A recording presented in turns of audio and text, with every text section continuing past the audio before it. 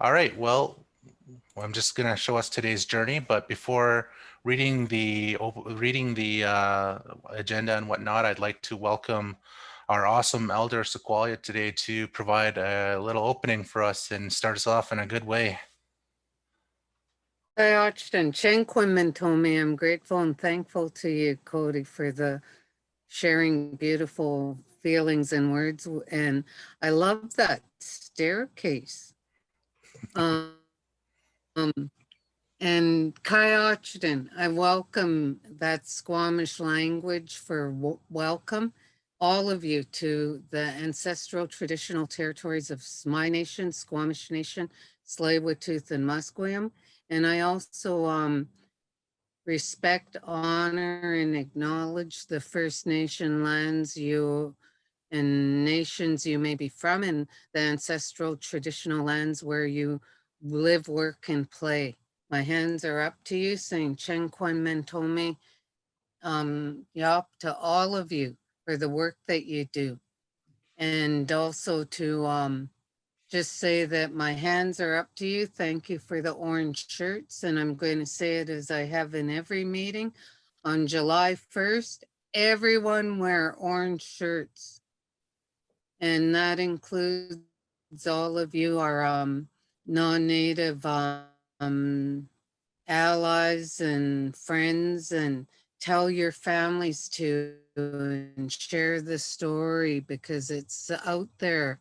And I just want to share that I've been saying that I'm sending prayers for all the Indian residential impacted families, and that we're breaking the cycle and have the resilience of walking in the footsteps of the legacy of our ancestors by breaking the cycle of the PTSD from residential schools.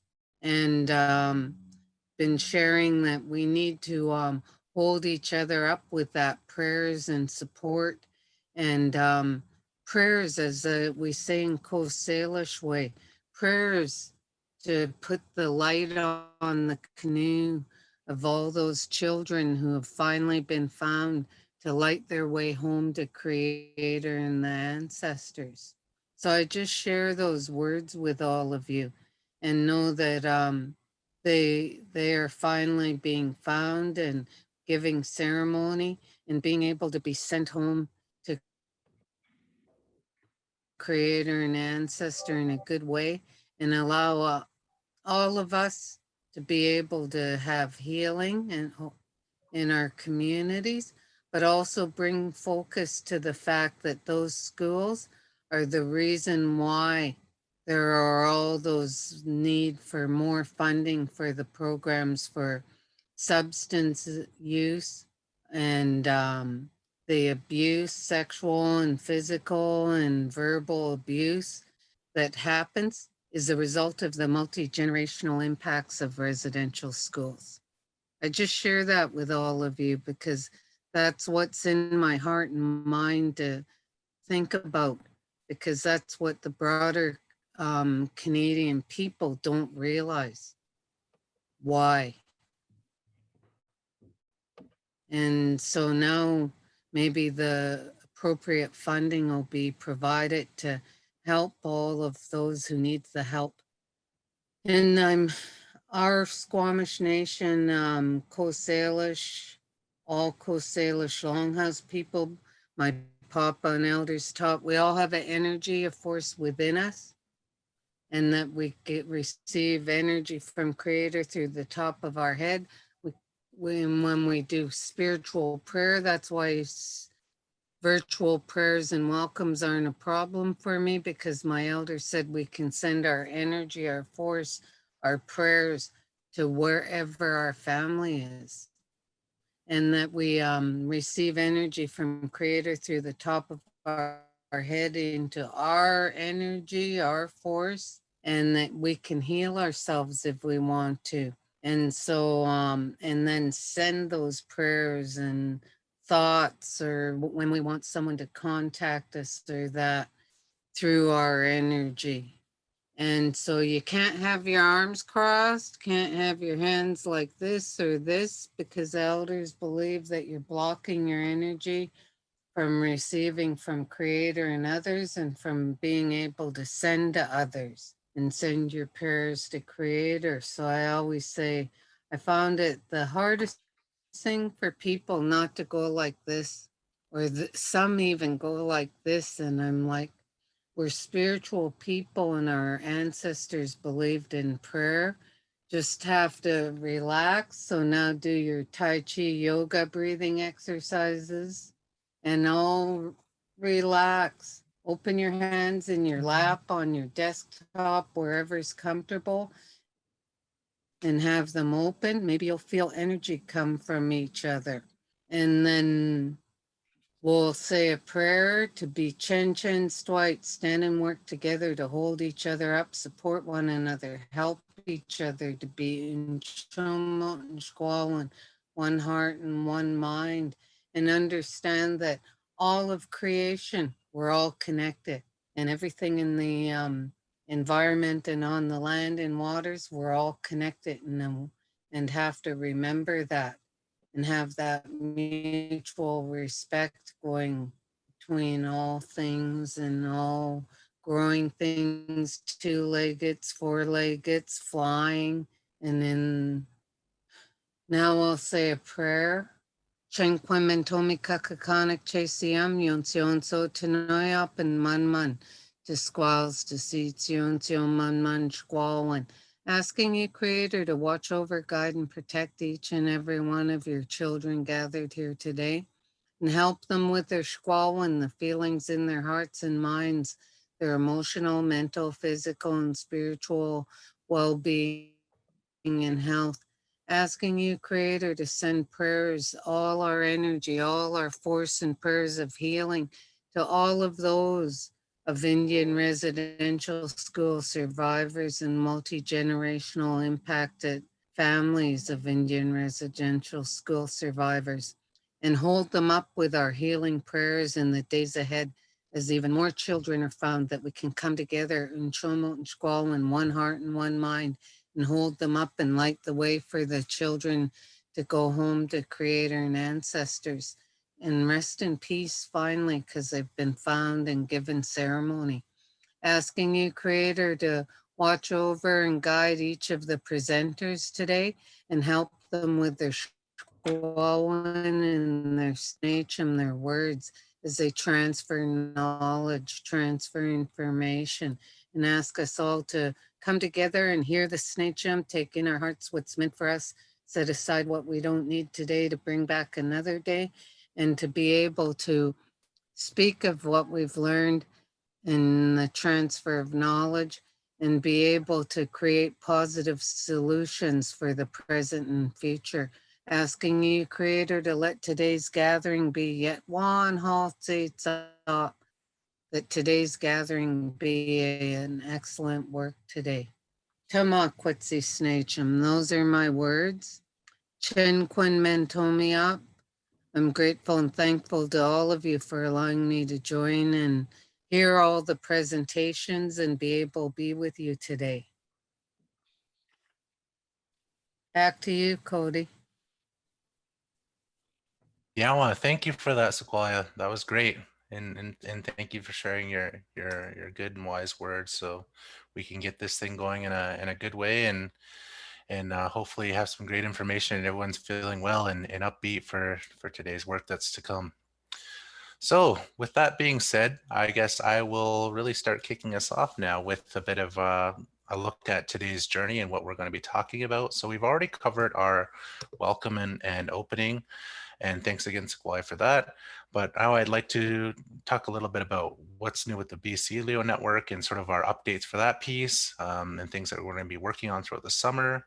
Then we'll touch briefly on citizen science, and that's just to give just a little refresher or information piece as to what it is and how that really segues perfectly into our guest presentation today on the Community Collaborative Rain, Hail, and Snow Network, which is known as the COCORAS. And then following that, we'll have a little bit of time for Q&A, and then we'll have Sequoia provide in closing to send us off in another good way today. So jumping right into it, and looking at what's new with the BC Leo Network. And the last time we had our gathering or webinar was on March 11th. So it's been a little while since we've spoken. So I just want to provide everyone a little bit of updates on what we've been up to and what's to come. So first things first, I'd like to highlight our Kick It Off webinar is now available to view on YouTube for those that are interested. So if you'd like a little refresher or you'd simply like to learn a little bit more about what Leo is and BC Leo, this is an excellent opportunity as it provided a great introductory session as to, again, like what I just said, what is Leo, what is BC Leo, and then what are sort of the visions and dreams for those program or the program going forward. So I would encourage everyone to visit this as well, and we'll provide a link later on as well if you'd like to click, and it'll be included in the chat box. So yes, it'll be on the FNHA YouTube page for everyone to view. The next piece I want to touch on is our BC Leo webpage is in development. This is exciting news just because we've had a little bit of hiccups with communication and direction and how to really take this. So now we have really seemed to hit our stride with this piece and decide on what exactly we're going to be doing with that. So with that being said, we should be having a release maybe in about a month and a half is when we're hoping to share this on the, or have it be a part of the First Nations Health Authority.ca's webpage. That's where it'll act more as like a hub where we'll put our BC Leo updates, any kind of resources or tools that may be useful, and just again like that hub or one-stop information place where you can gather all things BC Leo. So do keep your eyes and ears peeled for that, as I'll be sharing more information soon as to the status on that piece. So with those pieces taken care of, now I really want to jump to the a couple pieces that we didn't really get to cover in the last session. And this one really focuses more on the relationship piece with BC Leo, because I'm not sure if many of you may remember I touched on the importance of building these relationships with not only internal but external programming when it comes to climate change and environmental health, but as well as the need to really get away from the silos, because far too often, there's a lot of great opportunities and information being shared and a lot of overlaps and synergies when it comes to work, but we very much get sort of stuck in our own ways with that. So for the point for us is getting out of that. So what we've done is really been exploring on how exactly we can do this. And we think we've found a couple of great ways. The first being that we've developed a relationship with other programs in the Environmental Public Health Services team that work in the realm of climate change and environmental health. And the two I really want to update today, or I guess provide a little more information on, is the WATCH program, which stands for We All Take Care of the Harvest, and the Ichap program, which is the Indigenous Climate Health Action Program. So with WATCH, it essentially addresses food safety, security, and sovereignty in the context of climate change. So the whole purpose of the project is really to help coastal communities and their members decide if and when their seafood is safe to harvest. And a lot of the work that's currently being done right now is helping the communities get everything up and started and acquiring the resources to start the monitoring and the testing of the food. So very much, we're looking at the issues around food security, waters, and weather as well when it comes to this kind of thing. And it has those synergies with Leo as well. Jumping to Ichap, and this is another program that the Environmental Public Health Service team works and funds and works alongside. It is designed to help First Nations communities in BC develop community-driven projects that help strengthen community resilience that in relation to climate change impacts on health. So some examples of some of the projects you may see from Ichap is a community may be working on traditional food gardens to reestablish, and revitalize traditional planting, foods, and knowledge in that way. Greenhouse development, so to increase growing season for certain foods, and maybe the sharing of knowledge and preservation tools and resources so that this information can be provided to younger generations to pick up as well. So with iChap, there and just being able to sit in on some of the meetings and get to meet communities, there's a whole range of things that can be and factors, climate related factors that are affecting the community. So for example, it could be wind, it could be forest fires, it could be drought, flooding, food security issues, things such as that. So all of that is very much in the realm of LEO. So it's important for us in trying to build a tool that we find useful here in BC for communities to be able to hear those community voices and really go out and see what exactly would be useful for BC LEO, what would make it really tailored to a British Columbia kind of landscape, and how communities could use this going forward in the future. So just excited to announce that we're just now starting to work together with the programs and share information, and I'm happy to be doing that. And just want to again mention to just stay tuned for the summer webinars, as well as hopefully we'll have some more updates on this and potentially showcasing some of the cool projects that much of these programs are working on today. The next piece we wanted to touch on was the traditional place names feature with the LEO network mapping platform. And this is something that, again, we just didn't have enough time to cover in the last session. So I think it's really vital that we go over this, though, going forward. So as you can see here, what you may be looking at is the LEO network map, and you may see some blue dots, which represent firsthand observations, and gray dots, which represent news article posts. This is just to give you an idea of what is actually occurring in the Squamish lands. As you can see here on the left, we have the Squamish territory. And what's occurring on the lands there in relation to climate change and environmental health. So what I'm going to do now is I just want to show the interactive piece, because I think it flows much better, and it's a better visual piece to sort of run through an example. Oh, yeah, okay. So what this is then, before we get to that, if you can see here on the last slide, we have the source put in by the LEO network, which is nativeland.ca, where this information is virtually gathered from. If you were to click that, that'll take you to the nativeland.ca mapping tool. And essentially that provides you the opportunity to be able to see traditional territories, markers, and place names, languages, and treaties in relation to the Americas. So it's a nice little deep dive into that as well. But I'm going to show you guys that very soon, how that works in real time. So I am going to go to, let me see here, the LEO network. Let me bring this over here.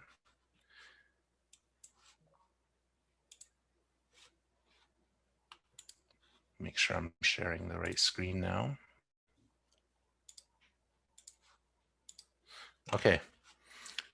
So I'm currently signed into the LEO network, and this is sort of how you'll be able to use the traditional mapping tool. So if you were on here on the internet and you're just entered in and you're on the mapping tool, I would recommend that you go to Advanced Search, click on that, and then you could go Region, where it says Region Entire World, and click on that as well and select a region. And this is where you can start to play with it. There's a lot of different ideas that you can include here. I know I was checking my traditional territory, which is Mohawk for me, and seeing if there's any kind of posts or observations that have been really made on Mohawk traditional territories as well. But for the sake of this example, I just like to use Squamish. And as you can see here, we have the traditional language to mark out Squamish territory, and then we would hit apply. So now what you're seeing again is basically what I showed you in that screenshot of the map. And again, blue dots represent the firsthand observations, gray dots represent the news article posts. So this just gives you a really good view of what's actually happening on Squamish land, as you can see, running into Vancouver, going up to Squamish, and then finally into Whistler. So just a nice little snapshot. And if you were to look here on the left, you could view these posts in a scroll down menu. Just a nice little snapshot to be able to see what's happening on Squamish land today, and I'd be able to identify if any trends are currently coming about as well. And then the real beautiful part about this is the other part that I want to mention here is the nativeland.ca piece, and I want to include this for the certain reason of, there's been a lot of discussion to in the past month of people are wanting to figure out how to really get involved and learn more about the community and the lands you reside on. And one of the big things I always, when I'm talking to people about this, and they may ask this question, is just, start small. Look at the lands that you're currently residing on. If they're treaty lands, learn about your treaties, that kind of thing. And this would provide an excellent example to really, again, learn about the lands that you live and reside on or close to. Because as you can see here, it provides the territorial marker of Squamish territory, traditional place name, and as well as any kind of traditional place names neighboring to that as well. And it also provides any kind of related traditional maps, and it provides the Squamish Nation's website and any kind of detailed information to that piece as well. So again, a nice little one-stop shop to sort of, maybe if you're looking to start that search and dig a little bit deeper, I would recommend to start on this piece here, as it's again, a good little snapshot into it, and maybe it'll start something. So the next thing I would like to get to is, let me bring up our PowerPoint here.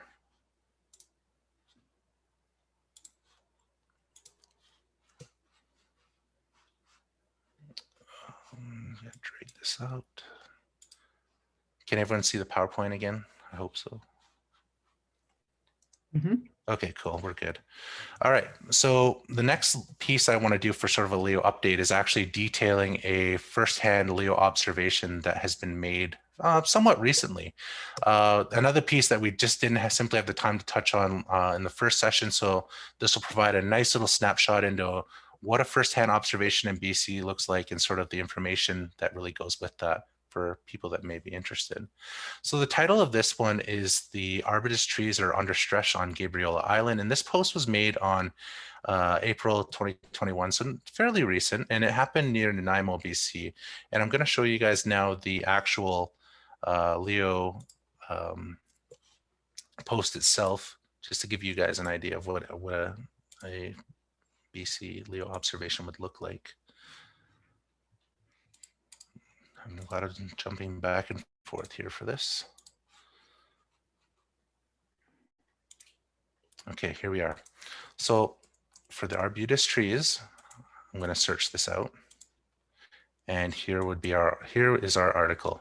So as you can see here, before I get into the article itself, I just want to sort of identify Gabriola Island and Nanaimo, and just sort of giving you an idea of where this post is coming from, and the trees that reside there. So as you can see, around this area here, very close to Nanaimo. So now I want to show you the sort of the meat of it all. And this is what a fully completed LEO observation would look like. So what you're seeing here is the Arbutus trees are under stress on Gabriola Island.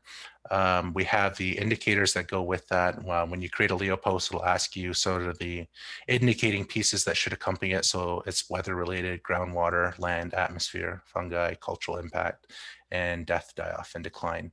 So with that being said, the observation comes from contributing LEO member John Dyke, who is a student at the MAISE program with the Biosphere and Sustainability at Royal Roads University. So what he goes on to really talk about here, and just taking some time to go over his pieces, is that he states that in early April, he observed what appears to be a widespread disease of Arbutus trees on the island.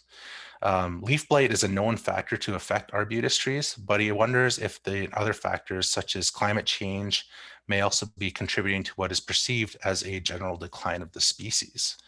So Arbutus trees, he also goes on to describe, are an iconic evergreen that deciduous species on the southwest coastline of BC, and many of the trees can live up to 400 years. And this tree species is relatively rare in Canada, that is, it only occupies a small area of British Columbia's southwest coast, and is the only native broadleaf evergreen tree in Canada. And that leaf blight is also a known factor which affects these trees, as leaf blight essentially is a parasite to Arbutus trees, and which have likely lived with these trees for quite a long time. So with this information provided, John consulted with a horticulturalist, and they indicated a combination of factors that could be at play, starting with a sharp decrease in rainfall over the winter, summer drought in recent years playing a factor, an unusual heavy snowfall in February 2021 with associated freezing and affecting associated freezing affecting leaf tissue, and the location of the Gabriel Island near the edge of the Arbutus Trees species growth zone. So quite a few potential factors that could play into this. And there were two more points made by his contact. The first being that the decline may be the result of physiological cycle that we simply don't know or really understand yet. And two, that arbutus trees are very resilient and their decline has been discussed frequently, yet they continue to recover from environmental stress. So reading his post here, and as you can see some of the information, and this is his John's actual photo here, and I'll try and enlarge this in a sec. And I just want to show you guys a few more pictures of what an arbutus tree may look like, as you can see here. So let me zoom in now. Hopefully that's a little bit bigger of a view. So I did a little bit of digging and when it came to this, and came across an article in the Victorian News that was highlighting the arbutus tree and their fight for survival. And they had a consult from ecologist Andy McKinnon, and he discussed in the article that leaf blight is a common issue to arbutus trees, but also stated in a proper host-parasite kind of relationship. The parasite typically will not kill the host. It's just not a good strategy, said McKinnon. So, but for whatever reason, these leaf blights are now having a rather severe effect on the arbutus trees. So we're seeing their leaves and branches turn brown or black and then simply drop off. So McKinnon said that the parasites are affecting the arbutus trees all over the area, and that a similar phenomenon actually happened 5 years ago, but not to this degree. It's an unfortunate thing because this is such a severe event, he says, and it's much more likely to kill more of the trees down the road, said McKinnon. So through his studies, McKinnon also attributes the issue to climate change. So there's a little bit of a correlation there with that consult that John had. As the hotter, drier, extended summers could be leaving arbutus trees in a weakened state and really unable to ward off fungus. And the summer droughts are longer and they're more severe than in historical record he also shared. And that this has put significant strain on these trees, and that some are in deep soil, but many root in shallow soil over bedrock. And in his observation, these are the ones that typically are most severely affected. And that there are also leaf blights every single year, and that most years, again, trees sustain little damage, but are resilient and carry on. So then the question then arises is, why isn't it happening this year? And that his interpretation is that they're dealing with some severely stressed out trees when it really comes to this. So again, just taking all this information into consideration, he states that this is a really good reminder that climate change isn't something that's actually going, that isn't something that's going to happen. It's been happening for quite a while, and it has important effects going forward. So as you can see just from listening to that information and the original consult here, that with John's observations and his consult he had with the horticulturalist, and then Andy providing that, having that supportive information as well through a different article, we can really start to see that, yes, this is an unusual season for the leaf blight, but as well as that climate factors may be posing as much more significant a risk than we would have originally thought when it comes to this. So now I really want to pose the question to anyone else out there hearing this information, and maybe if you know a little bit on arbutus trees, have you witnessed the same kind of thing? Are you seeing arbutus trees currently experiencing poor health? Or if you haven't seen any arbutus trees, just any kind of tree that you may be familiar with in general that seem to be appear under stress, or might be suffering effects from climate change. If so, I would ask everyone to share your answer in the chat box, and maybe we can have a little bit of discussion on that piece as we get rolling as well. So back to the PowerPoint. Lots of switching here. That was a nice little introduction into what a LEO observation will essentially look like, and sort of like what we'll discuss in the coming months as well as we get more observations coming through, and we'll be able to have some fruitful discussions on these pieces. But again, I would recommend, if you do have any similar experiences, share it in the chat so we can potentially have a little discussion on that piece going forward today.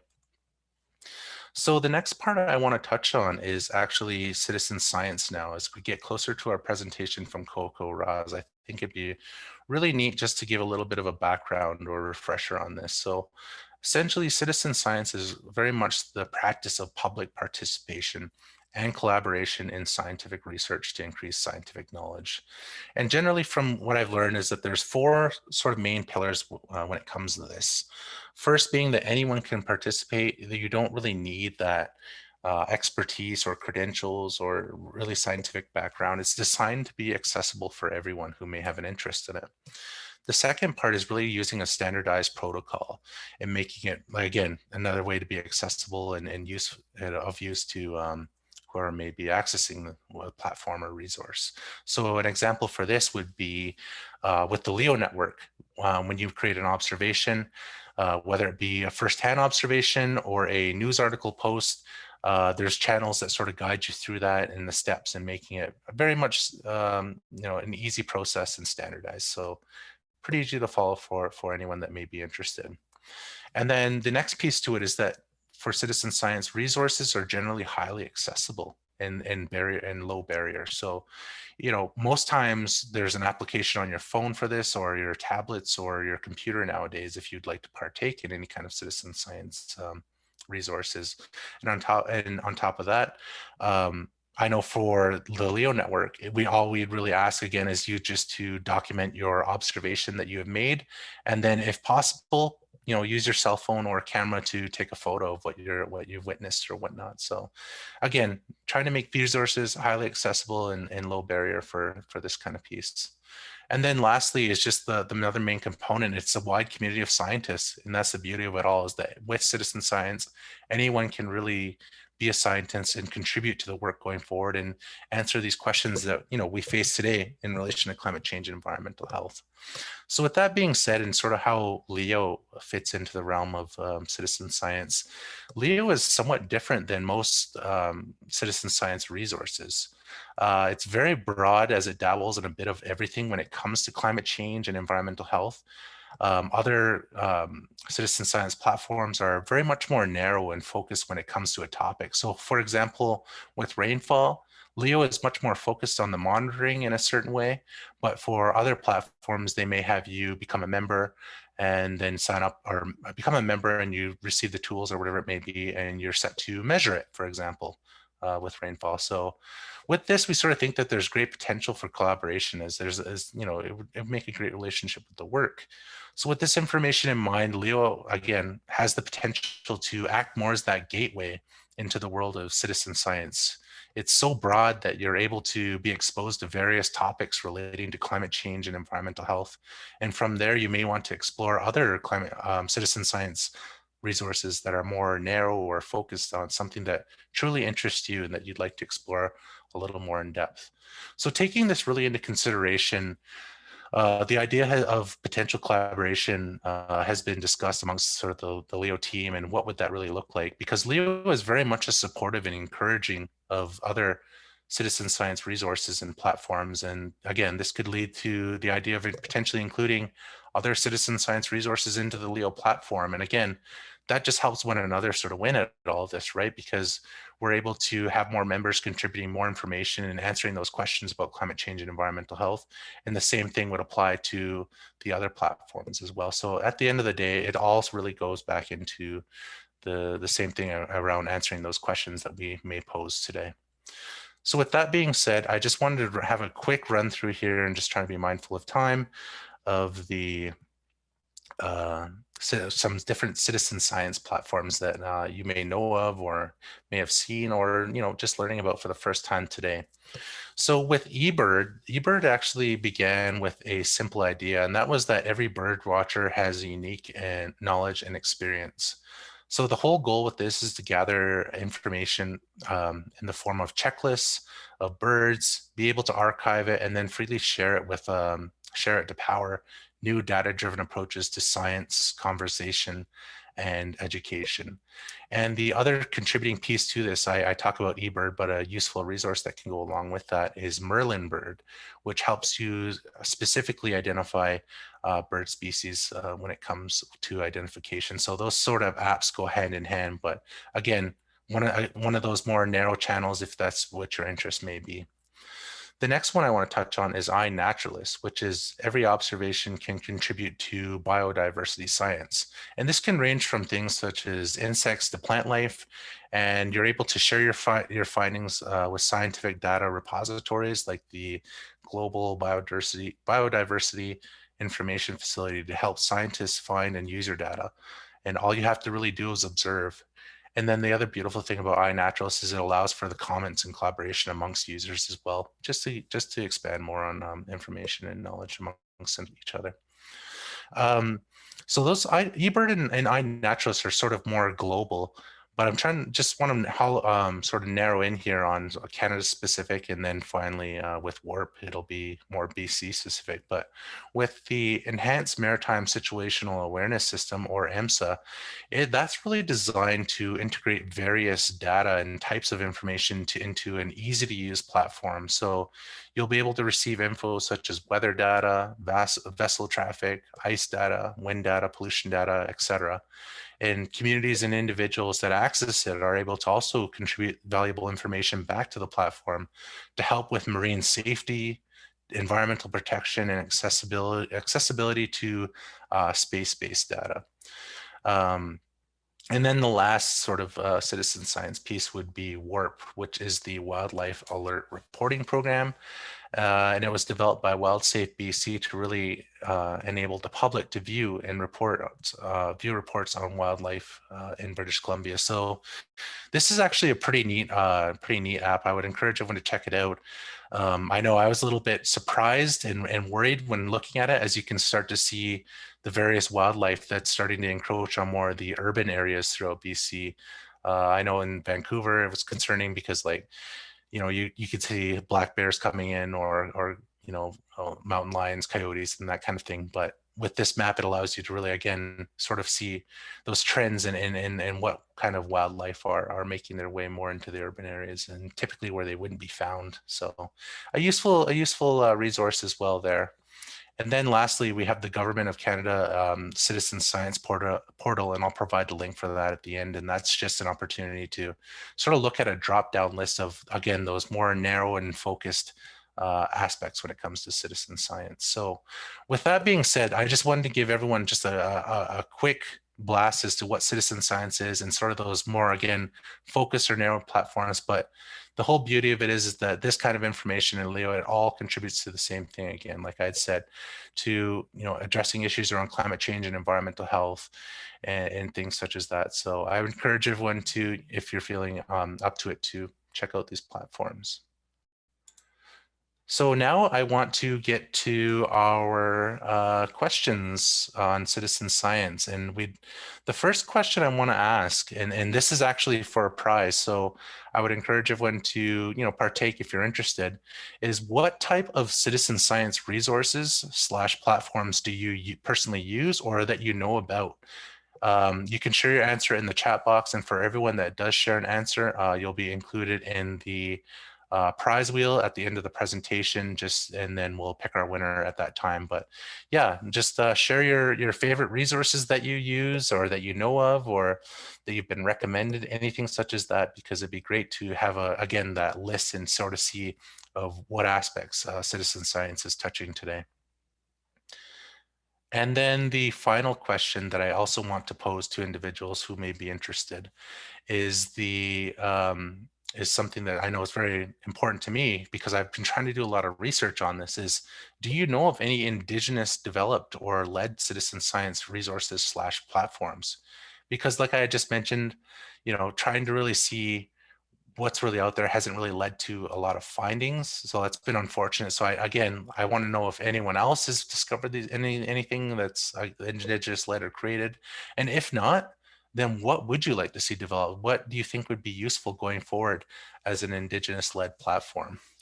And yeah, feel free to share that information in the chat box as well, so we can potentially have that discussion towards the end of the presentation.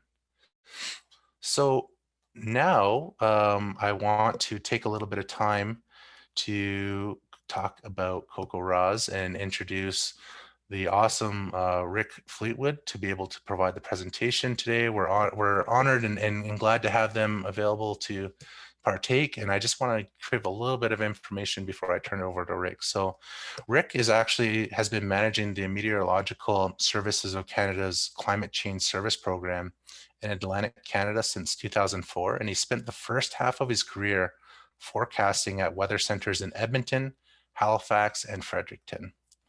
In addition to this, his regional climate role, he has managed some national climate projects, including the partnership with Coco Roz Canada, since it was established in 2012. So with that being said, I'd like to welcome you, Rick, to take over and provide some great information on Coco Roz today. Okay, thanks very much, Cody. You folks can hear me okay, can you? Yep. Great, and I'm just gonna share out my screen here.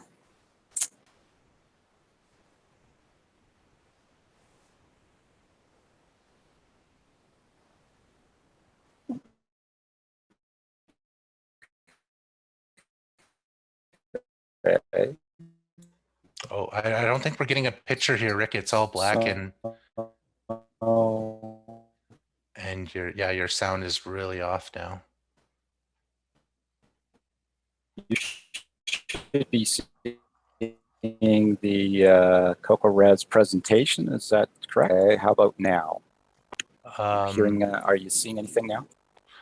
Nothing right now, but I think it might be just the connection again. Your connection. Oh wait. Here we go. We have a PowerPoint showing up.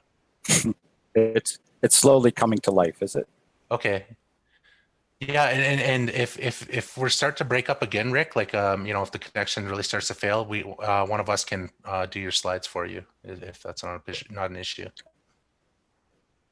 Okay, that sounds good. And you're still able to hear me okay, are you?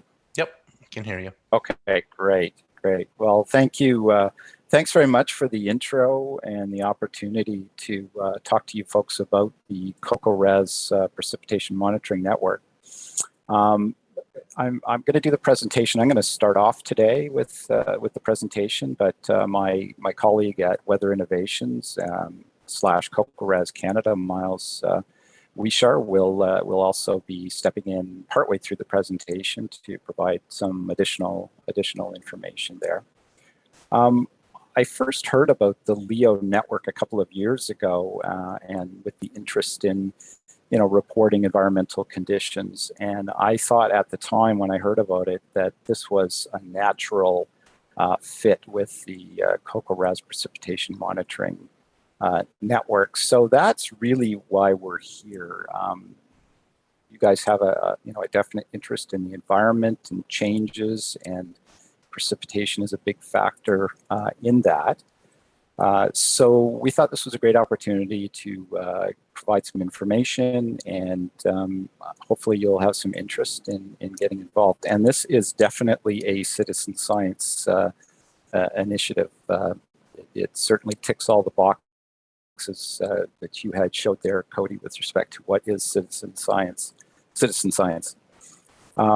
So I'll start off as an outline of the presentation, a little bit about what Coco Roz is.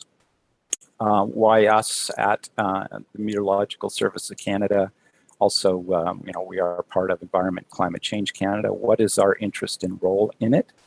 Then we'll talk a bit about the basic measurements and submitting reports, a little bit on network expansion that has occurred since Coco Roz was developed in Canada back in around 2012. Excuse me. And then Miles will then take the mic and talk a little bit about the registration process and the partnership with INAC. And then I'll finish off with some examples of how the data is used by various organizations, including ours. And then I think we'll hold off on the questions till the end because we do have a fair bit of information to get through.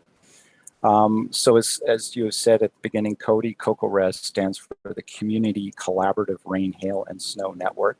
Essentially what it is, it's a community-based volunteer network that is all across North America.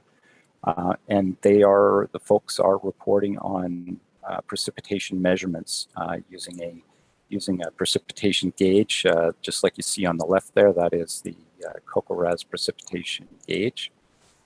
They're reporting not only rainfall but snowfall and snow depth, and we'll get a bit more into that.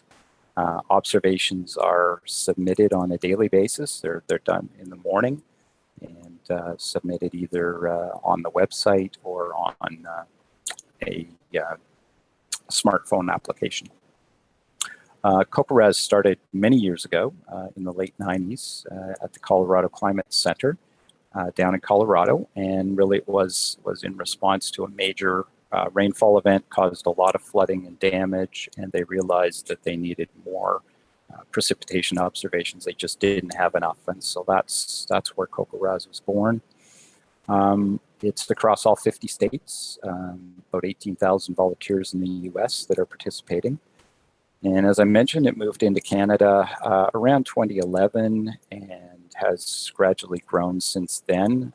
We're up to about 750 active COCORES volunteers across Canada.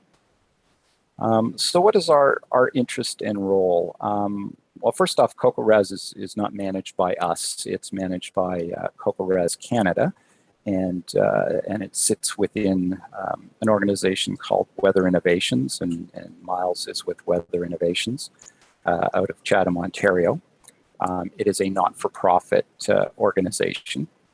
And we have been a supporting member of COCORES Canada, along with Weather Innovations, Agriculture, Agri-Foods Canada, as well as our partners at COCORES USA since about 2012. All the partners are really providing what we call in-kind support, as well as some funding to help further develop the network in Canada. So there's a lot of organizations and folks that are behind COCORES Canada and helping to further develop it in this country.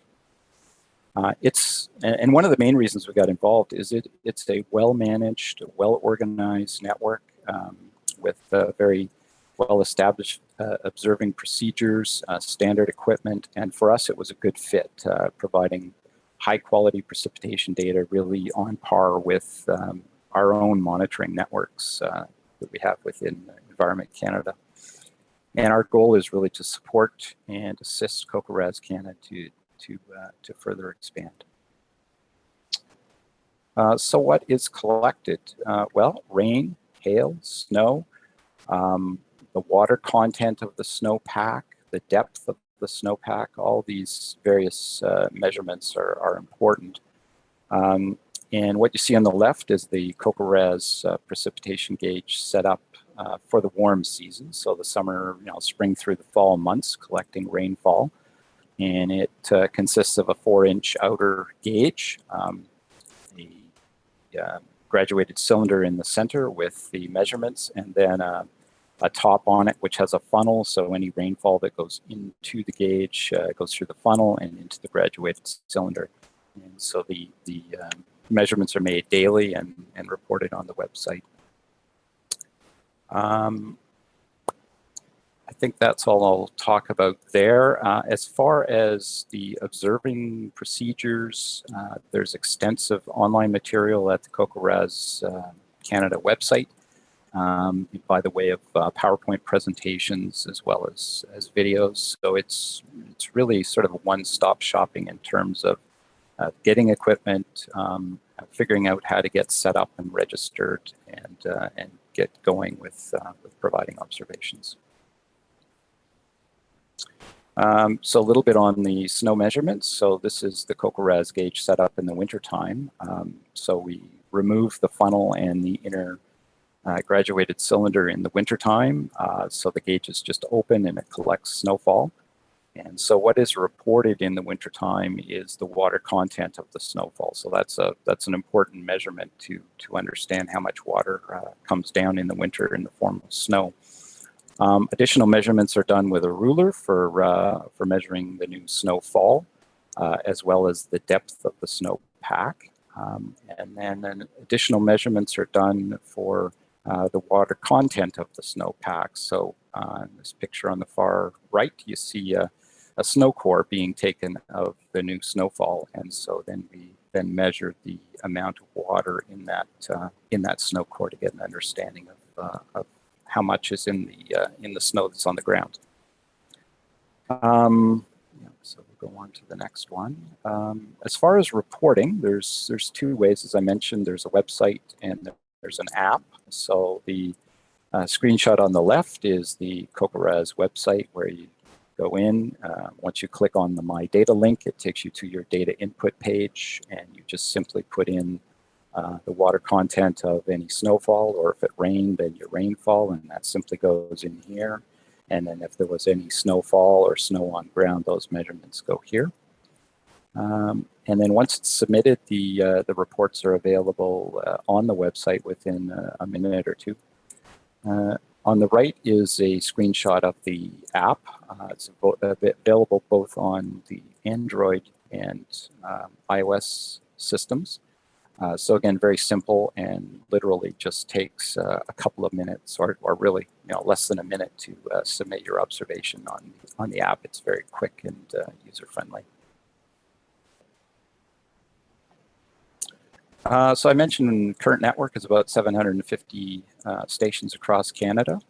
This is very much a good supplemental network for our own Environment Canada network. So a screenshot just of stations across Western Canada as well as Eastern Canada. There's a little bit better coverage in the east than there is in the west. And so that's one of the main reasons we're talking to you folks. There's holes to fill in BC. Here's just a little bit closer look at British Columbia. There's about 45 stations in BC that are active, but there's still lots of holes in the network, and we'd love to see some more stations developed, central and northern parts of the province in particular. But nobody is turned away. All volunteers that sign up and want to participate are welcome to do so. So network expansion. So COCORES has worked with many different organizations across Canada, whether it be agriculture associations, watershed groups, First Nations, schools, other volunteer networks like the MSC Weather Watcher Network, also volunteers with Agriculture Agri-Foods Canada, their Agriculture Impact Reporter networks, etc., general public, federal and provincial departments as well to help develop the network. So as you can see, in 2012, started out with about 46 stations, mostly in Manitoba, and then over the years grew rather rapidly up to about 2016. There was a little bit of a lull in terms of active volunteers, 2017, 2018, but we're on the right track again, and up to about 650 active volunteers as of September 2020. And the latest count is about 750 active volunteers. So we're headed in the right direction, and that's a pretty substantial number of volunteers, especially when we look at the Environment Canada network, which has roughly 1,000 stations. So it's a big help to us. In terms of web presence, there's a website. Many of the volunteers are general public. They're discovering COCORES either through the website or social media. We're active on social media, both Facebook and Twitter. But then others, find out about it through these information sessions like we're having today. So I am going to throw it over to Miles to talk about the registration process. And Miles, I'll flip the slides for you. So you just go ahead and let me know when you're ready for the next one. Okay, can you hear me? Yep. Okay, good. Hi, everybody. I'm Miles Weiser. I work for Weather Innovations and I'm a coordinator for the COCORES Volunteer Network. Thanks everyone for taking the time to hear us in this presentation today. So I'll first off talk about the volunteer registration process. So registering to the network, like Rick said, is very easy. It takes a minute just to fill out the application. Here's the link, and everybody will have this information after the presentation. So once you're registered, you're immediately assigned a station number. So for example, our station here at the office is CAN Ontario 6, and meaning we're the 6th volunteer to have registered in the province. And immediately you will receive an email with your login information to the site. After this, my job as a coordinator is to administer that station, make sure the coordinates for that station are correct, and then you are assigned a station name. So for example, here our station name is Chatham 6.5 Southwest, meaning we are 6.5 kilometers southwest from the center of Chatham. Also, if a volunteer or you're a part of a group such as Leo, then we can include that name at the end of your station name so that you can easily identify other volunteers that are also part of that group. And then once that administration is done, I send out an email with your station information and some additional information to get started. Also, you'll see here Daryl Vermey, who works here at Weather Innovations. My colleague is also the coordinator, so he'll be able to answer any questions and be available as well. Switch to the next slide, Rick. Should be seeing it there. Yep. Okay, so like Rick had said, we use a high quality 4-inch rain and snow gauge. And so Leo members can actually receive one of these gauges free of charge. We do ask that you try and provide at least 1 year's worth of daily data consistently throughout the year to qualify for one of these gauges.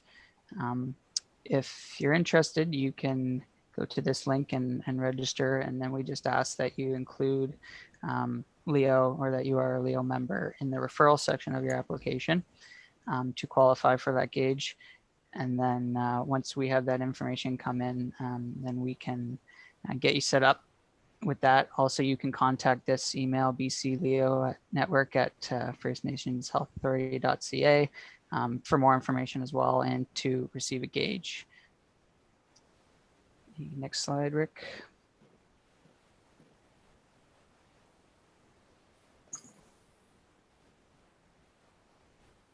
Okay. Seeing it there. Yep.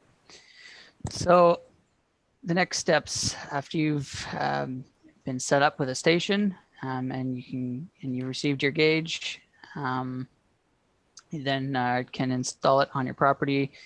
We recommend installing it using a 2x4 or 4x4 is easiest, because then you can install it anywhere on the property that works well. We ask that you install it on the property away from buildings and trees so that it's not affected. The rainfall or the snowfall is not affected.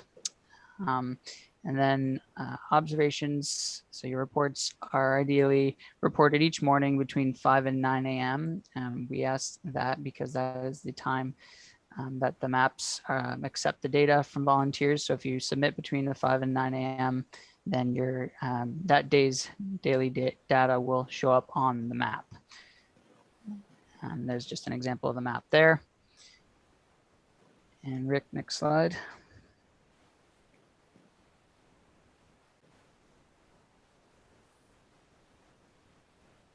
Okay, and so wondering, we are encouraging of daily data. Obviously, that's not always possible if you are away for vacation or away for the weekend or what have you. So there are multi-day reporting options so that when you return home or to the office or to school, that you can still record what's in your gauge when you get back. And so there may be a little bit more precipitation. There may be no precipitation, but we do ask that if you are reporting precipitation that has fallen in your gauge for more than a 24-hour period since your last report, that you submit it as a multi-day report. Zero reports are also encouraged. I know some people are just would like to report days that they have rain, but those zeros are very important as well. A lot of zeros can indicate potentially, areas that are experiencing potential drought conditions, dry conditions, that kind of thing. Like Rick had said, there is a mobile app for convenient reporting and also for record keeping. You can see all of your records there and history on the app. And it makes it very convenient, especially if you're on your way out the door in the morning to go to work. You can check your gauge and put it in on your app right there. So it takes less than a minute, like Rick had said. And like I said, daily measurements are encouraged. The data, if you're reporting on a daily basis, is more telling. If you are reporting for multiple days, it's still great to see totals and that kind of thing, but seeing the exact days that the precipitation fell tells us a little bit more. And then Rick had mentioned this earlier too, that training is primarily done on the website. There's a variety of training documents found on the website, and here's the link here. And then also there is a document that was created in collaboration with the Indigenous and Northern Affairs Canada group that kind of combines all of the documents in one. So if you like to just kind of view one document versus multiple documents, that one's a great resource to use as well. And that's found on the website using that link. Slide, Rick.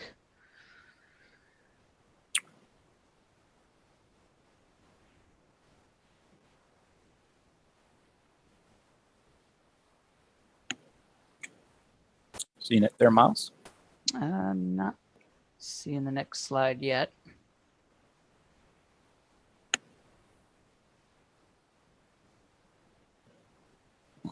Maybe it's hung up. I'm not sure.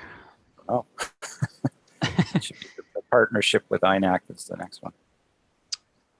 Just give me one moment and I'll bring up the PowerPoint here for you. Okay. Get you rolling. Yeah, you're not seeing it either, Cody. Eh? No, not yet. Okay. Just gonna grab this for you. Okay. I will stop sharing.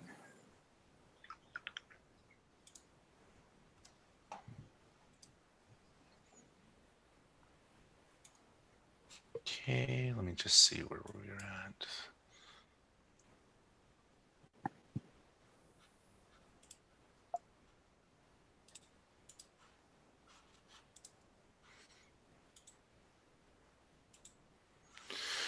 Okay, should be just a second here. Kokoraz. And let's see what slide were we on.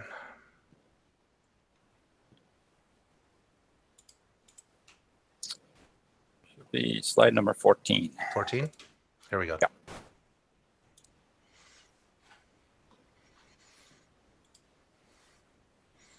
Okay, here we go. So as I had mentioned in the earlier slide there, we do have a partnership with the Indigenous and Northern Affairs Canada group, and with the idea of trying to encourage First Nation communities across Canada to participate in COCRAs. The big success out of this so far has been with the Mcmac Confederacy Api group, who has around 20 reporting sites and PEI, which has been great. There's also reporting sites in Alberta, Saskatchewan, Manitoba Métis Federation, and other equipment has been distributed to different schools and communities, and we're working with them to try and get those set up. And like I had mentioned, there's a comprehensive training document that was created specifically for this program, but is available to all to view.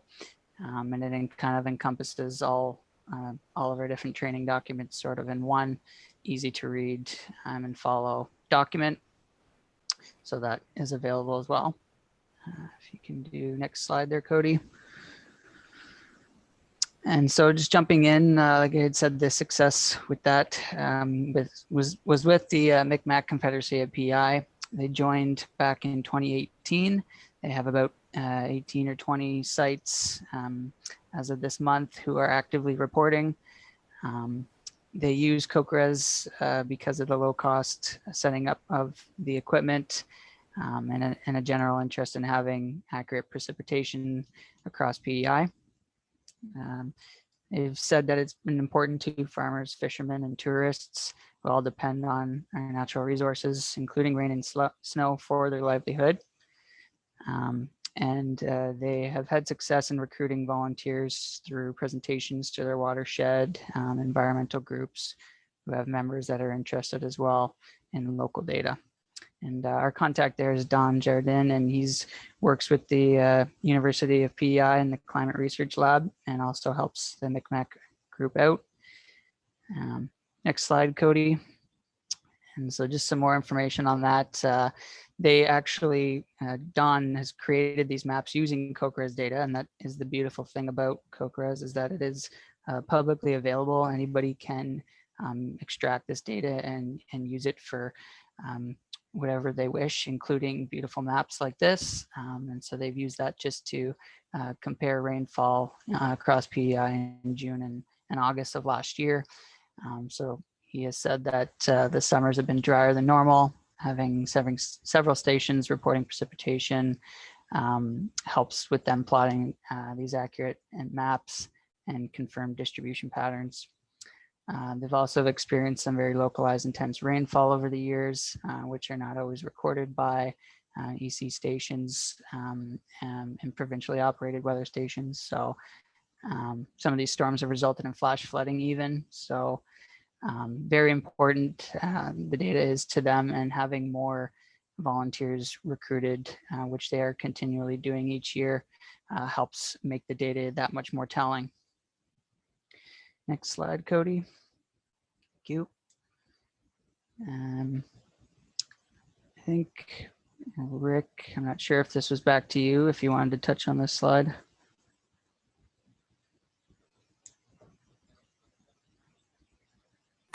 I think Rick lost his audio, so he was going to reconnect. Okay. I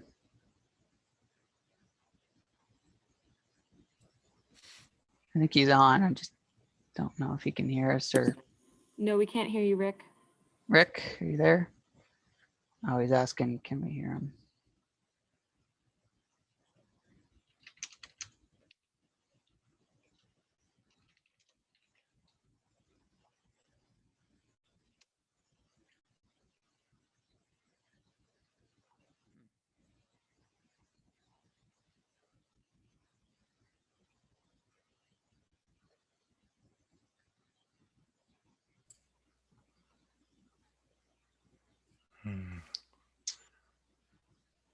Not sure what's going on with his connection.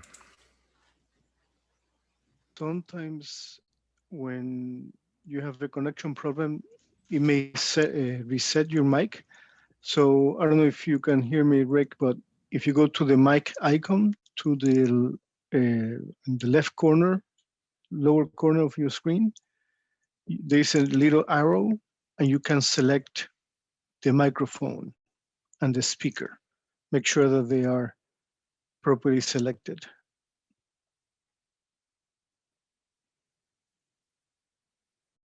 Can you folks hear me now?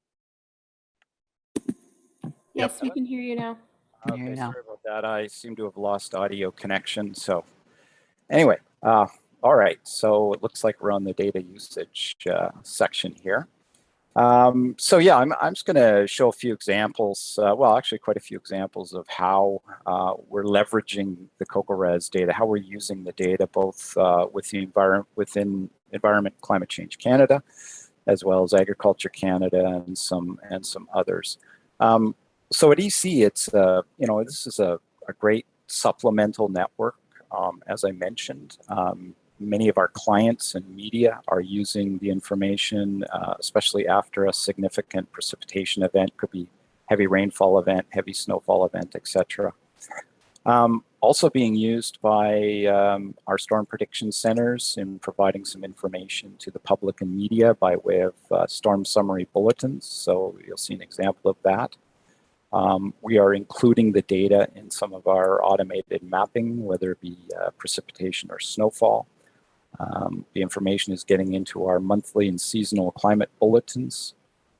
And believe it or not, we're also using the data to help verify or quality control our own data sets, because occasionally we have problems with some precipitation reporting at some of our stations, and nearby CocoRes stations help with the quality control of our own data when there are problems. Our hydrometric program is also using the data occasionally to help out with river flow data, in particular in the wintertime, adjusting the flow data due to presence of ice. And our forecasters at the weather centers are also using it to help verify the performance of their forecasts and warnings. So it's getting wide use within our organization. Next slide. So just an example of using the data as part of our CAPA, or Canadian Precipitation Analysis platform. So this is precipitation over a one-day period from, this would have been the 29th of April of this year, and showing the precipitation amounts across the West. And so this is a fusion of observational data. So it's our own network data, CocoRes data, radar data, as well as forecast model data. So the CocoRes data is helping fill in some of our data sparse areas. Next slide. So this one is what we call a precipitation anomaly map. So looking at the month of May, the total amount of precipitation that fell during the month all across the region, and then comparing that to what is a normal amount of precipitation. And so the green areas and blue and purple areas show up as above normal precipitation. And then any of the areas in brown are showing up as below normal precipitation. So again, this modeling and analysis is using all the data sources, including CocoRes. So as you can imagine, this helps to identify areas which are getting drier and drier, or have received excess precipitation. Next slide. A similar map as the first one I showed there, except this is for the month of April, and it's the total snowfall across the region. So again, the CocoRes data is blended in with our own data and model data. Next slide.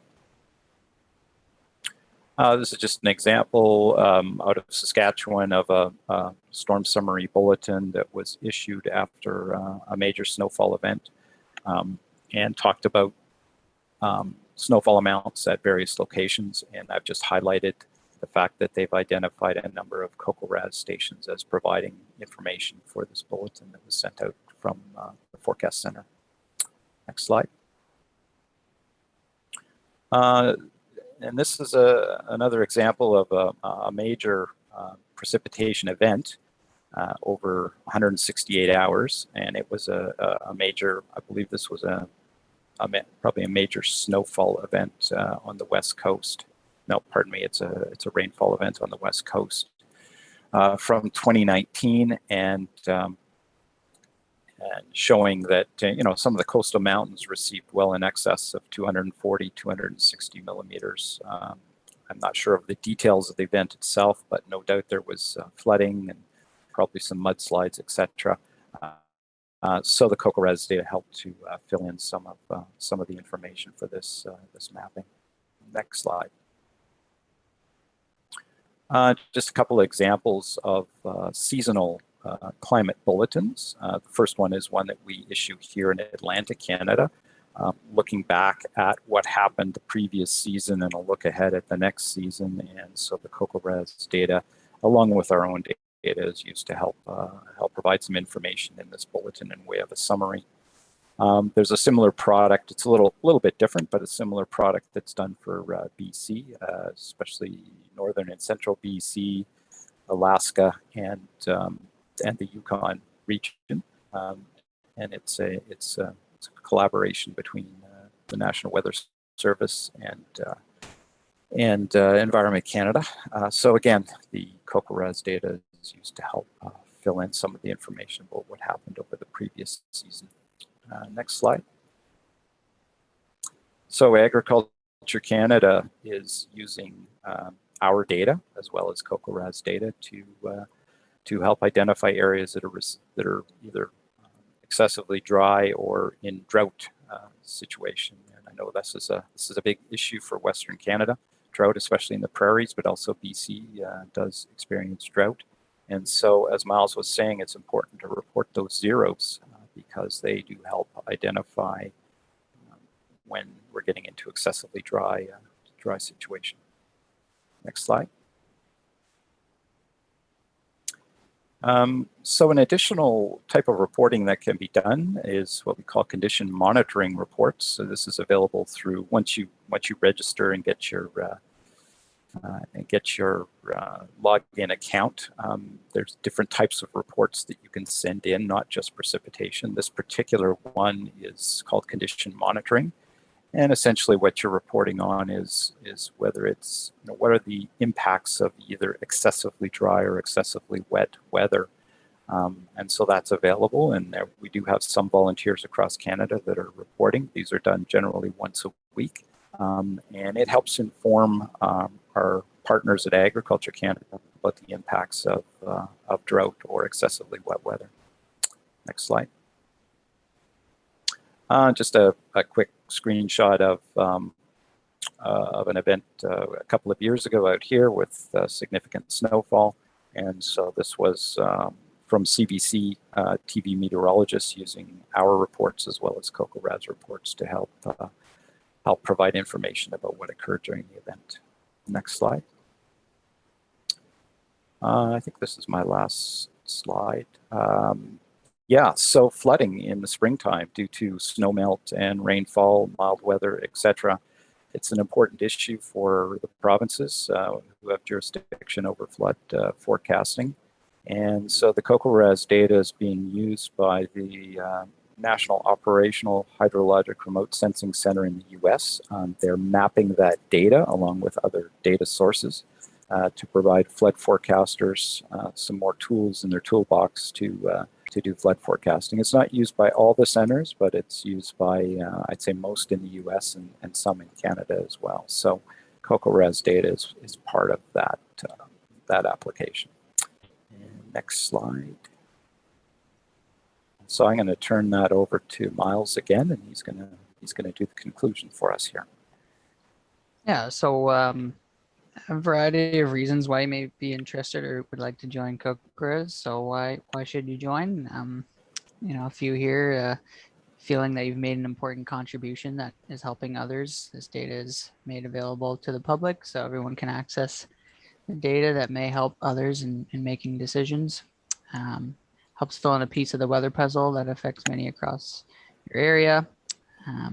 It's fun. It's a fun activity that fun participating in meteorological science, learn more about weather monitoring and the effects of precipitation levels. Use as a tool to record and track precipitation at your home, office, school, pair with your friends and family, and contribute to a national citizen science initiative. So yeah, I mean, many people are already recording precipitation at their home. And then they stumble across CocoRes somehow and realize, wow, I've been doing this for years. And I didn't know there was such a network out there that they can actually contribute their data.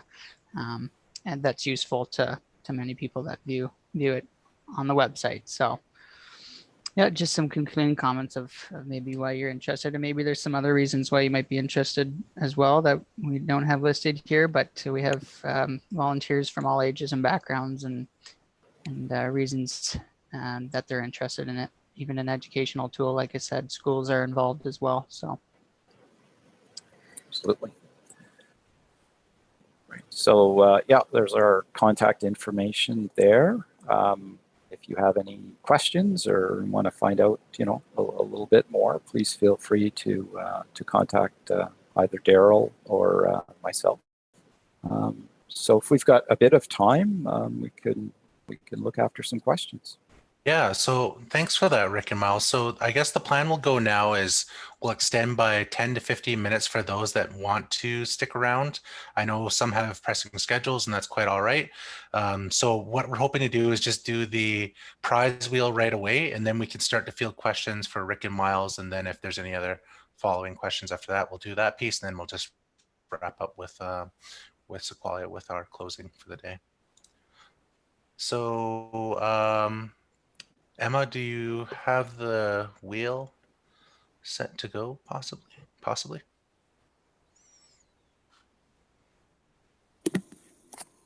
Yes. So go ahead and spin.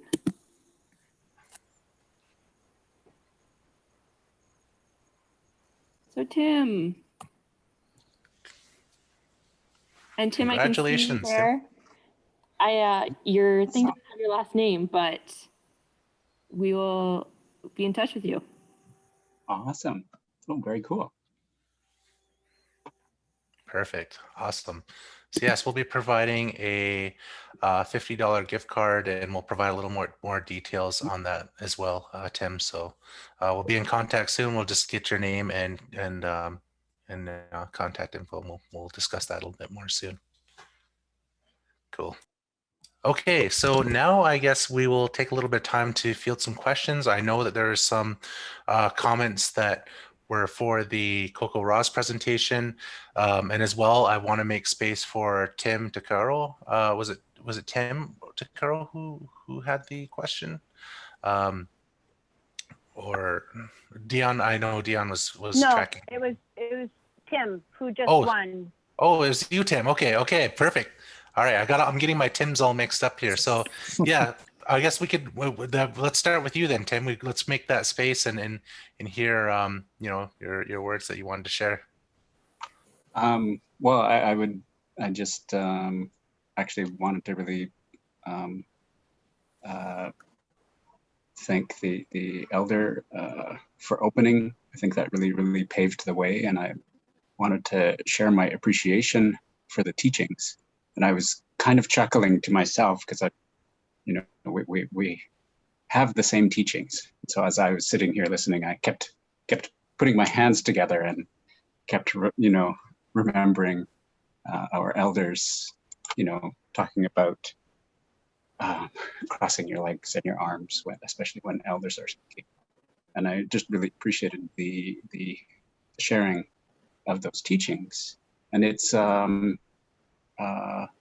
I think very keeping with this initiative and the whole program, in the sense that, especially when you brought up the reporting on Gabriola with the Arbutus trees. So here, Gabriola is just kind of on the top edge of our core. And I just think that this is absolutely ideal for many reasons. It is for many obvious reasons, kind of prior to recent discoveries and discussions, it's often quite difficult to try and navigate your way in the modern world as an Indigenous person. And especially for community members that may not necessarily have strong guidance and history and connectivity, right, for obvious reasons, from their elders. So I think this platform is ideal on so many different levels. One, it's kind of upper level information, and except for an individual species like Arbutus, it's a way to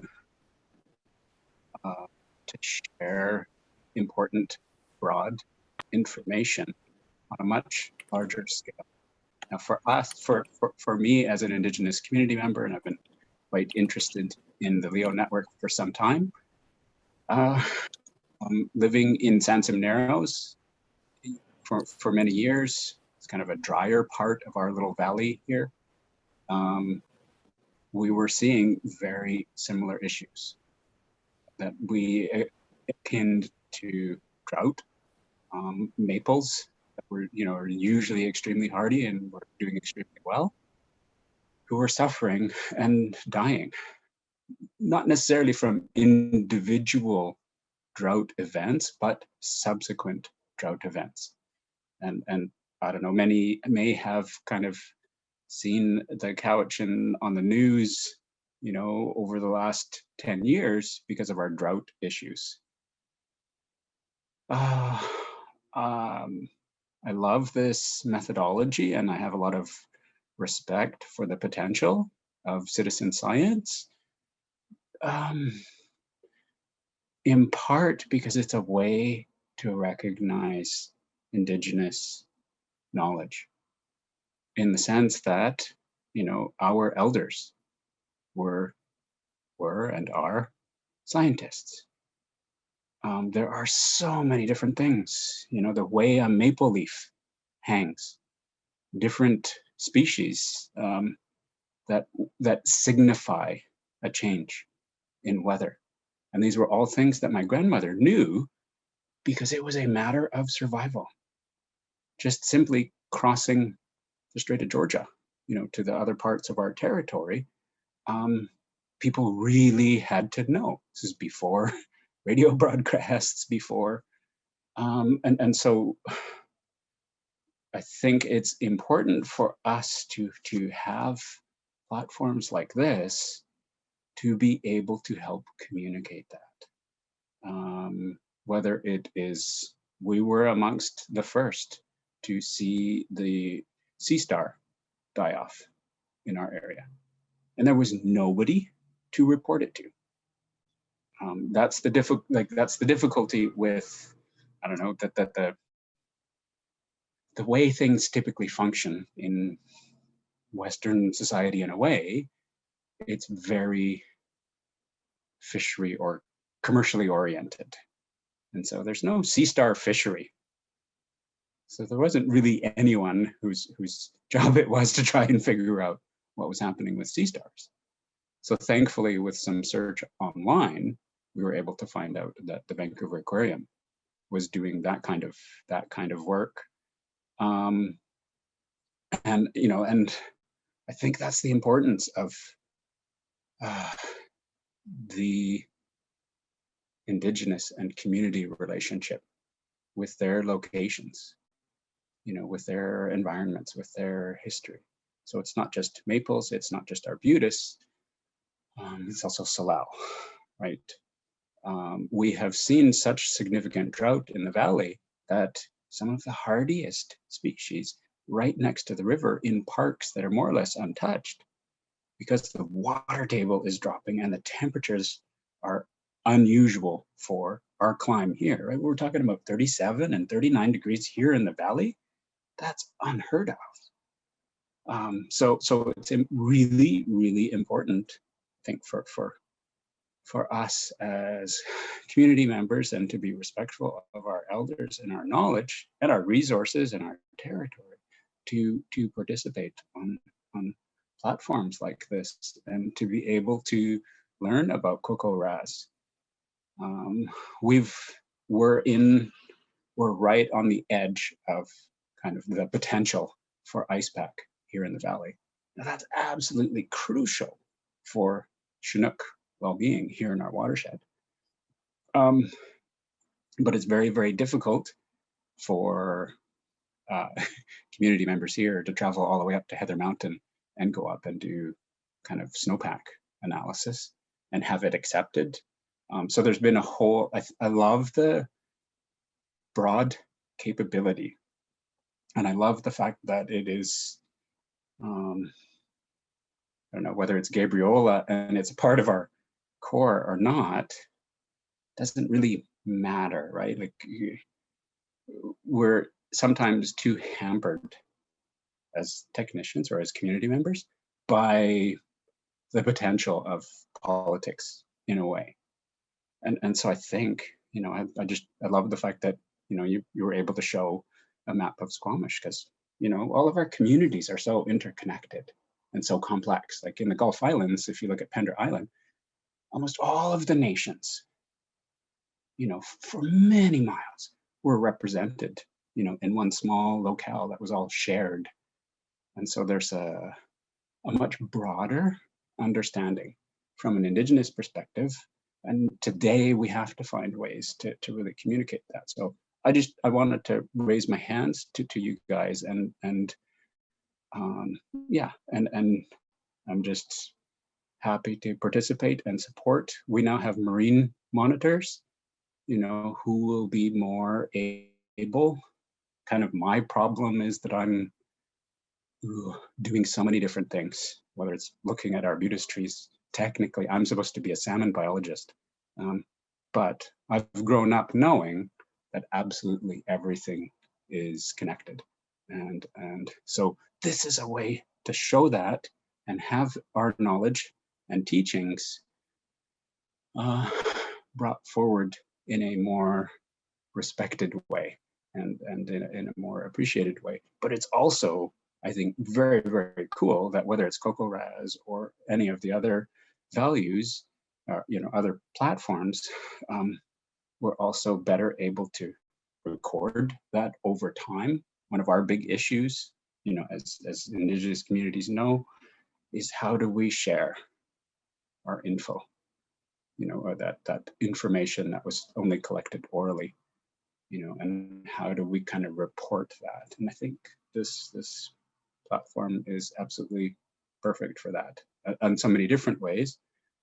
Talking about Arbutus, I guess one potential issue might be like something like Huesum or soap lily berries. Some places in the interior, my relations in Kamloops, Huesum is kind of, from our perspective, is everywhere. It's very plentiful. They can harvest lots of it. We don't harvest it at all here on the island anymore. There may be a couple of small communities that have their little pockets of access, but you know, my only concern, I guess, in a way, is sort of sharing of some of those extremely rare species like that, you know, that don't necessarily have a distinct finite GPS point, but even a little bit of data is a bit concerning when some of the species are so limited. But anyway, I just wanted to raise my hands and thank everybody for all the great work, and great to see a number of people on participating in this program. So awesome. Yeah, anything I can do to help, I'm glad to. Yeah, thank you for that, Tim. I appreciate your good words, and you know, just being brief about it here. Much of what we're trying to do right now is, you know, really indigenize the platform and push sort of again place that traditional Indigenous knowledge on that same platform as Western scientific, because like you had said, this is knowledge that we've had for thousands of years. We've been answering these questions, you know, that have been posed out on the land in relation to climate change and environmental health. So, you know, finding those ways to really integrate that community voice and that knowledge, and as well as revitalizing, it's a huge thing for us going forward. So again, yeah, for taking the time to share your words on that.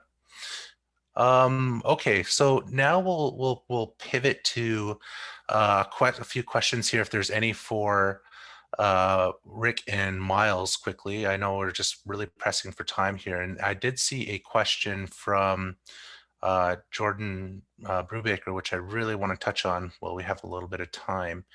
Let me just find the question here so I can provide the information. We have quite a long chat going. Okay, so the question from Jordan was, does the CocoRaz website calculate trends or statistics for each station so that volunteers can see the short and longer term patterns at their specific station? So Rick or Miles, if you'd have any, you know, kind of response to that, it'd be good to hear. Yeah, go ahead, Miles. Yeah, there. So the historical data is all there on the website. At the top there, you can click View Data, and there's a variety of different reporting options that you can view. Most of them tend to be in table format, but what we do have and what we send out to volunteers every year, sort of as our appreciation for their efforts throughout the course of the year, is called a water year summary. And so basically that gives them the entire year summary of their data and chart form, and then there are other graphs and that kind of thing that you can view of your data. So I'd say that would be the closest thing to that we have, other than we do have many coordinators in the States, especially that have been doing this for some time, that are meteorologists and that kind of things, state climatologists that put together different reports and that kind of thing using COCRES data. And so if it's not available on the website, then I'm sure somebody has done something similar or could be implemented on the website in terms of exact trends and what you'd like to see for the data. Yeah, and just as a bit of additional information in terms of, detecting climate change, that's something that's done over a very, very long period of time. We're talking, 50 years or more really to look at that. What we see on shorter time scales over years or decades is what we call climate variability. So the climate is variable, and it goes through some warmer, drier periods, wetter, cooler periods from time to time. So climate change is not sort of a one-way thing where it's up all the time. But when you do measure it over much longer time periods, you do start to see what we call the climate change signal. And depending on the time of year, it could be becoming drier in some places or wetter at other times.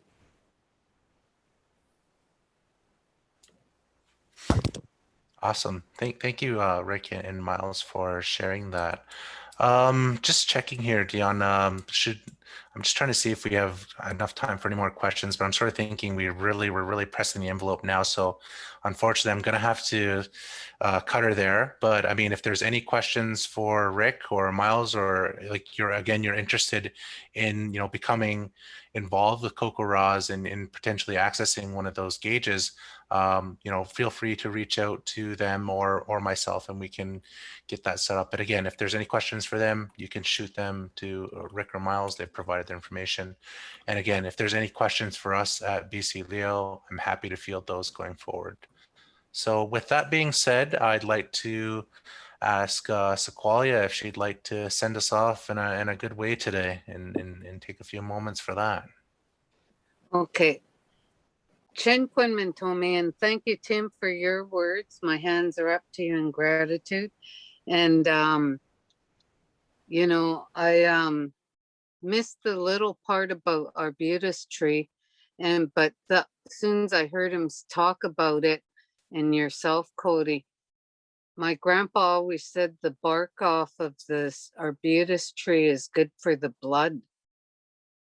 So, it's an awesome medicine and had other uses. Just off the top of my head, I can't think of them all, but I remember him saying that was good for the blood, for maybe strengthening it. Maybe it has iron in it or something, but I remember him saying that, and good for the heart. So, we have to make sure and take care of those things. And my papa, he was my best friend. I knew him since I was little till he left this earth in 1972, and spent every day for at least an hour or so with him. And he used to like to tease me a lot. So laughter is medicine. And, I always remember different things he'd do and say, and then I'd be like kind of upset, and then he'd start laughing and say, we need to be able to laugh at ourselves sometimes, and then we feel good, and then we won't get hurt feelings as easily. So he was, I'm fortunate I had that connection with elders. And so I'm just going to do the Snowbird Song. It was my great aunt's song from the Squamish Valley in the late 1800s, and the elders fixed it in 1910 to my papa and them to share with people, to educate them about our songs and who we are. because he always said, maybe they won't be so afraid of us if we share some of our songs and dances. And, because the Indian Act was coming down hard on everyone at that time, and said, we thought maybe they won't be scared of us and change those laws. So, that's why they fixed these longhouse songs of the family to share as medicine. And I ask you again to just relax, open your heart and minds and hands, and send energy to and spiritual prayers to each other, your family, friends, and community, and to Mother Earth and all the things of the land, air, and water. And so let's come together. In Chomot and Squawan and Squamish language means one heart and one mind. In Hamalkamalum dialects, it's Natsamat and Squawan, one heart and one mind.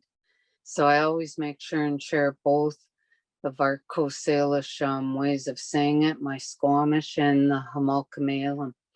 And think about the future we're leaving, because we're going to be the ancestors the future generations talk about. And that's a big responsibility when you think about it. And I remember being younger and thinking, I don't want to be an elder. That means I'm getting older. Oh. And then because I went in the longhouse when I was 17, by the time I was in my late 20s, I was an elder in the longhouse. And I had learned from old people that many after the 80s never got to hear speak. So I was fortunate to be able to share their teachings still. So let's come together in Chomot and Squawan, Natsamat and Squawan, and I'll do the Snowbird Song, then the prayer, and let you get about your busy days. And Cody, when for those who can stay and have stayed, the old people said when the spirit is moving, you just go with the flow of the spirit, because you can't stop it. So Snowbird Song. Oh, oh, hey, oh, hey, oh, hey, oh, hey, oh, hey. Ah, hey, ah, oh, oh, hey, oh, hey, oh, hey, oh, hey, oh, hey. Ah, hey, ah.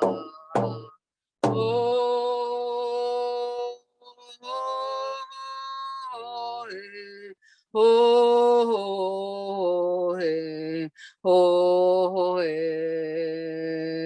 hey, oh, hey, oh, hey. Ah, hey, ah. Oh, oh, hey, oh, hey, oh, hey, oh, hey, oh, hey. Ah, hey, ah. Oichaka. Chen Quen Mentomi Kakakana Chasiam Yon So Tanoyap and Manman Squalwin to Squals to Seats Yonsio Manman and Quado Chet Yop Siaya Chet Yop Ochameo Chet Yop Squalwin. Asking you, Creator, to watch over and protect each and every one of your children gathered here today and all of their families, the Quado Chet Yop, all of their friends, Siaya Chet Yop, all of their Okame, Chetya, all of their villages, communities, nations, and help protect them, put a shield around them to protect and keep them safe in the days going forward, and help them with their squall and the feelings in their hearts and minds, their emotional, mental, physical, and spiritual health and well-being. Asking you, Creator, to watch over all these young people, your children gathered here today, and guide them in the good work that they're doing to recognize our connections and having to do what we can to protect Mother Earth, water, and air. So keep helping them do the good work and being able to talk to people about the Indigenous traditional knowledge that is there that could help, because knowledge carriers have a lot to share and it can help guide the way forward. Asking you, Creator, to hear our prayers for our family and friends who have serious illnesses, injuries, anxiety, depression, waiting for surgery, or have had surgery. Hear our prayers and sending our energy and force to help them with their health, healing, and recovery. Asking you, Creator, to hear our prayers for all our family and friends who have traumas and battle alcohol and drugs, legal and illegal drugs, and prayers for our homeless people who are there because of their traumas and battles. And put a shield, our prayers, Creator, to help put a shield around them to protect them and keep them safe, especially those who use street drugs, because the fentanyl and benzo that's being put in the supply is taking many people of all ages too soon. So asking, Creator, that we send those prayers of protection and safety for them, and that they may find the healing path to wellness and recovery. Asking you, Creator, to hear our prayers for all our family and friends who have lost loved ones and have Squalwin, strong feelings of sorrow in their heart as they say farewell to the loved ones going home to Creator and ancestors. Prayers for the community up past Fort St. John who lost a loved one yesterday. Prayers for the island families who are saying farewell to a loved one, I believe today, and to the interior where they're also saying farewell to a loved one, and all the other communities I don't know of, sending our prayers, our energy and force to hold them up and lift them up as they say farewell to their loved ones and help them in the healing in the days ahead. Asking all of us to remember our loved ones. They worry about us who are left to walk our daily life journey still. And they send spiritual help when we're low in our spirit. Maybe it's a dragonfly, many of us believe our ancestors visiting, or a ladybug, hummingbird, Yoyo's killer whale, or eagle, or maybe we walk into a mall or a store and then hear a song that one of our loved ones really loved and love dancing to and jamming to. And then our heavy feeling is lifted and we start smiling, and then share our story with others and they start smiling. That's a spiritual help and love from our loved ones, always our guardians and spiritual helpers. Again, Creator, asking prayers for all the Indian residential school survivors, multi-generational impacted families of Indian residential school survivors, and all those who are feeling heavy feelings in the heart with the discovery in Saskatchewan and other schools, that our healing prayers are sent to hold them up and help with healing, to ease that hurt, and know that those children are coming forward now to make the message known that they were there and they're finally found. So prayers to light their canoe to go home to Creator and ancestors and rest in peace finally, with the ceremonies and prayers that are being done for them. Creator, protect and watch over all your children gathered here today again. Tuma Quetzi Snachum. Those are my words. Chen Quinman Tomiop, I'm grateful and thankful to all of you for allowing me to share a bit of your day and time and to hear all of you knowledge carriers and learn from all of you. And as my late son said, who I lost in 2018, he was 40, to his traumas and battles, he always used to either do peace signs or always go top left over his heart. Prayer, peace, and I say peace of heart and mind, love from my heart to your heart, air hugs. Wachayap yo, you all take care. Top left, peace, love. And I have a shirt I've got that says peace, love, and native baby Yoda. Because I believe, like our elders in the Force, our energy. And that's why I love Star Wars and Yoda and all of the Star Wars. It's indigenous teachings. Tamakwetsi, Wachayap yo, you all take care. And see you next time. Yeah, well, thank you for that, Sequoia. And what a great way to finish off our day today and you know, leave feeling well. So thanks again. Chen Quinman told me. Well, everyone, that pretty much wraps up our June session. I want to thank you all for taking part today, and especially our guest presenters, Miles and Rick and Sequoia, for providing a great opening and closing. And stay tuned for more details on the next session, which will be coming down the road.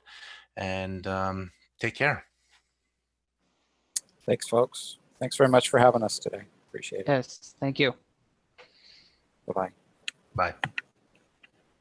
Thank you. Thank you.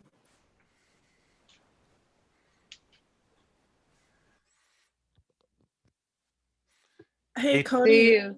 when will the recording be available? Let's see. This shouldn't take too long, eh, Emma? Like once we get the recording back, we just pretty much send it to communications and they put that up onto YouTube, right? Yeah, shouldn't take long. Okay, perfect. Oh, on the YouTube. Okay. Is it just like BC Leo? What So- YouTube website? So let me just share my screen here and I'll sort of show what this will sort of